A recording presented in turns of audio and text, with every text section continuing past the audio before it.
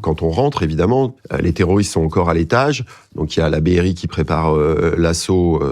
Et puis, il y a le RAID qui aussi est en train de fouiller et de sécuriser l'ensemble du théâtre. Mon rôle, il est uniquement d'organiser l'évacuation des blessés, tout en étant intégré à un service d'intervention, donc qui est là surtout pour neutraliser la menace. Les terroristes, ils étaient dans une posture ultra violente. Ils étaient sûrs de ce qu'ils faisaient. Je sais pas comment mieux dire ça, mais ils étaient dans une espèce de mission, quoi. Nous, forcément, on est otages, on peut pas leur parler, on peut pas leur dire, bon, arrêtez les gars, on se casse maintenant. Ça marche pas comme ça.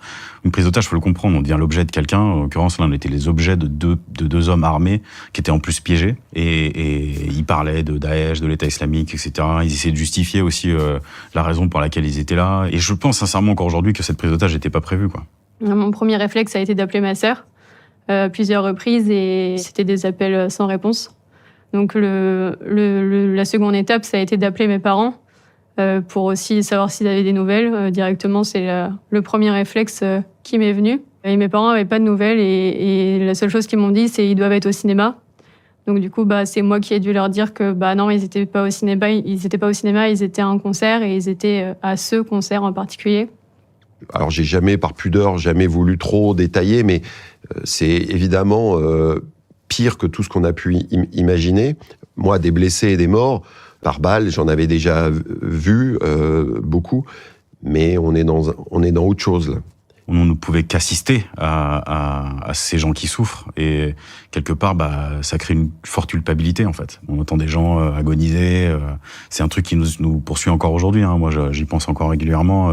Quand tu interviens en tant que secouriste, médecin, et parce qu'il y a beaucoup de victimes, tu dois prioriser, tu dois faire des choix, enfin tu dois prendre des décisions. Mais il faut pas imaginer que c'est tu pourrais survivre, mais j'ai décidé de pas m'occuper de toi. C'est pas comme ça, hein, c'est pas ça du tout. C'est qui je soigne en premier ou qui je fais sortir en premier, mais tout le monde va sortir. Enfin, l'objectif, c'est que tout le monde sorte. Moi, je me souviens très bien d'une scène où je demande aux policiers de s'occuper d'un jeune homme plutôt que d'une jeune femme parce que avec ma connaissance médicale, je sais que lui a beaucoup plus de chances de survivre qu'elle. Le temps, évidemment, malheureusement, ça allait être très déterminant. J'arrive au PMA.